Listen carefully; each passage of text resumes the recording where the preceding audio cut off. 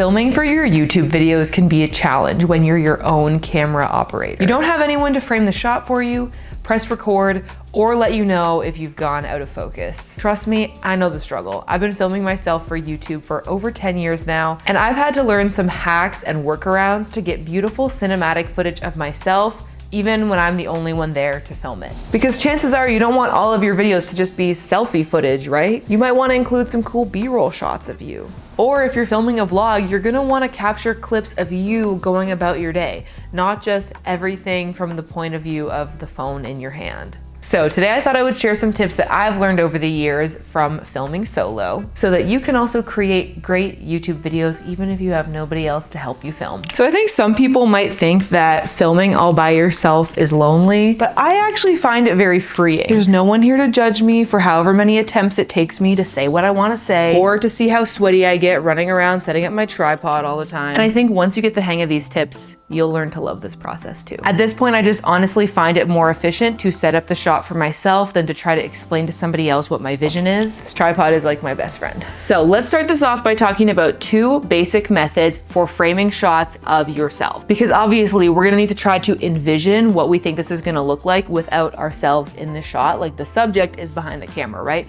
So these are two processes for setting up a shot without you in it, but you're gonna be in it, so.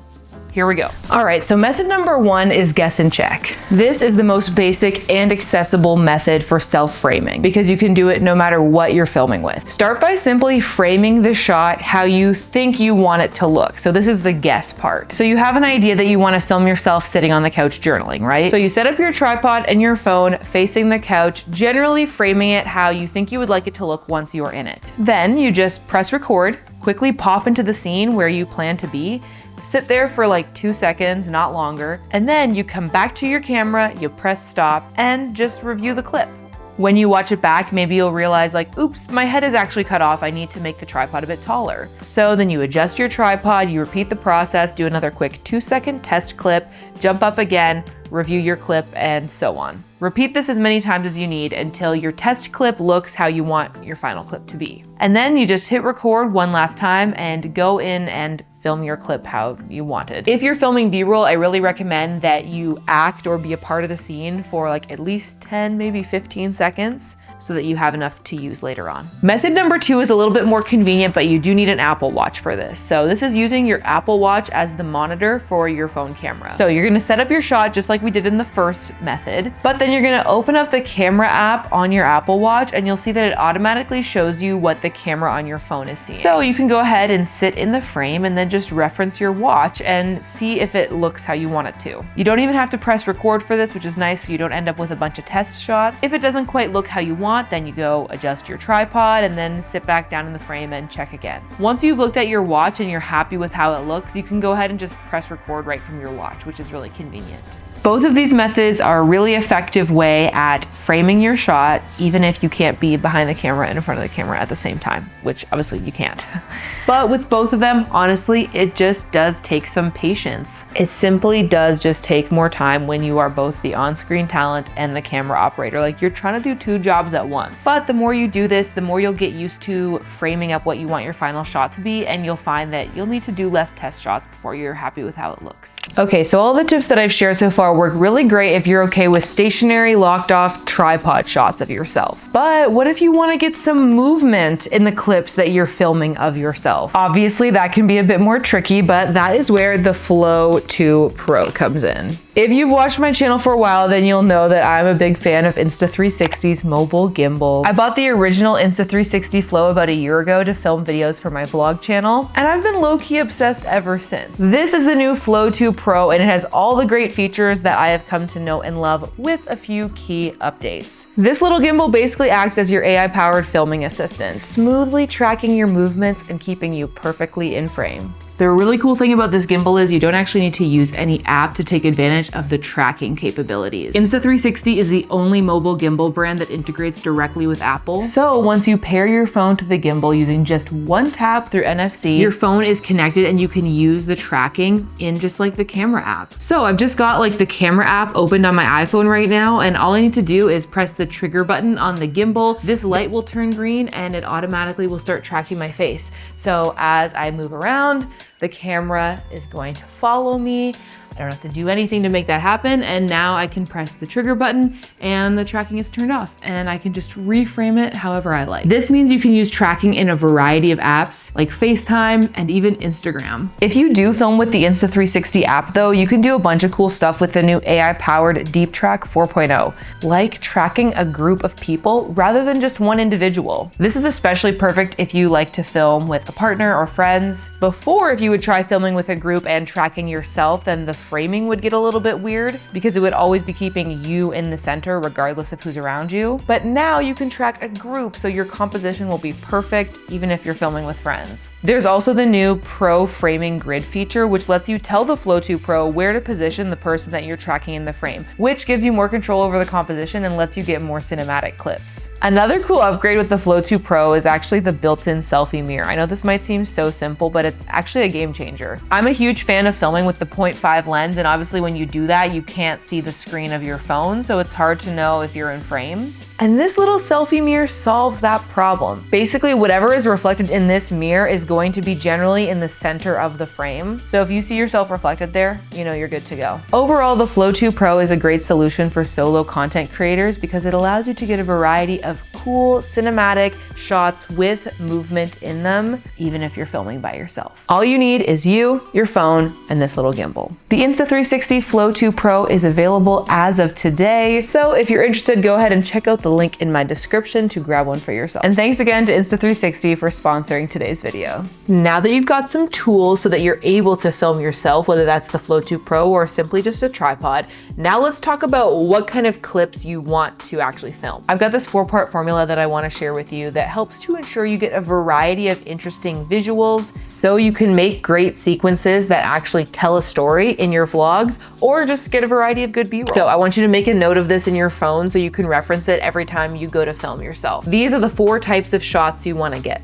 establishing, detail, human interaction, and vlog. If you make sure you capture these 4 types of shots, you will have good coverage every time for your videos. And by including all these different types of shots, you'll make your videos more interesting and engaging too. So first, let's talk about what an establishing shot is. For each of these different types, by the way, I'm going to show you 3 different examples from 3 different scenarios so that you can see how this formula really works across niches and types of videos. Okay, so an establishing shot. This introduces us to the location of like where our story is happening. It's just a nice wide shot. Maybe you're like traveling to Lake Ashi in Japan, so you're gonna get a nice wide shot of the lake with the mountains in the background. If you're filming a vlog at home and you're about to show your skincare routine, maybe it's just a wide shot of you walking into your bathroom. Or if you're visiting a cool cafe, it's just a clip of the exterior. The establishing shot can have you in it, but it doesn't need to. This is just meant to communicate to the viewer, like, here's where we are. Everything you see from this point on will be in this location. Next up is detail. Detail shots kind of give you like the texture of a place. It helps you understand what it feels like to be there. It could be a close-up of the boat that you're on your trip across that lake in Japan. Or it might be a little panning shot of your various skincare products that you're about to show in your skincare routine. Maybe even a close-up of turning on the faucet in the sink, or like putting your hair up.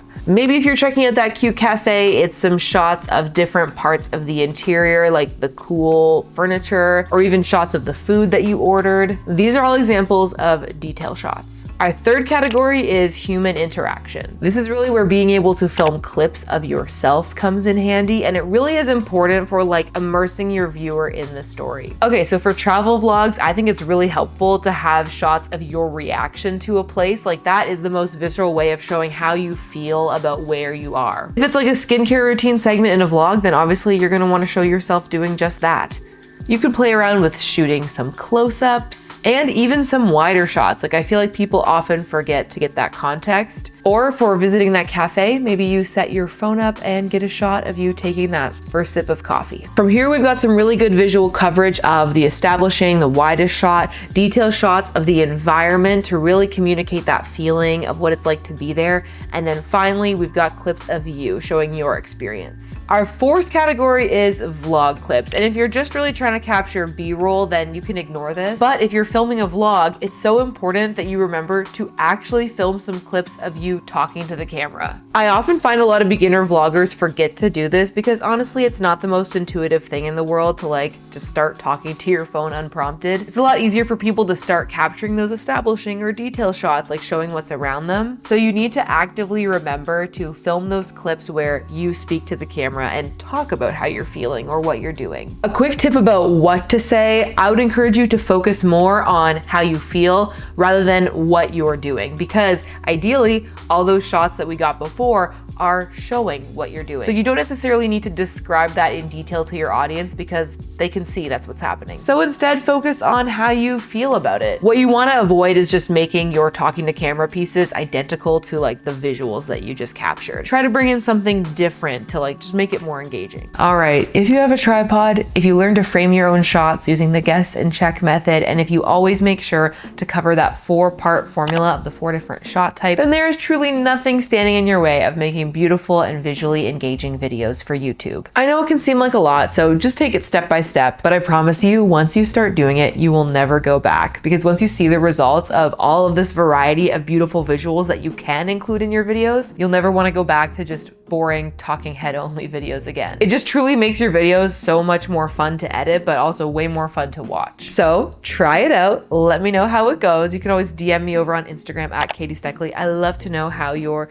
YouTube content creation process is going. And of course, remember to check out the Insta360 Flow 2 Pro if that was of interest to you. Clicking the links in the descriptions and checking out the sponsors of my videos is one of the best ways you can support my channel, so I always appreciate that. And while you're down there, let me know in the comments if you have any video suggestions, topics you'd like to see me cover. It's January, it's a new year. I feel like this is like the best time to tackle some of these things around starting a new YouTube channel, so let me know what you'd like to see. And as always, thank you so much for watching. I hope you're having adventures and following your dreams, and I will see you in my next video.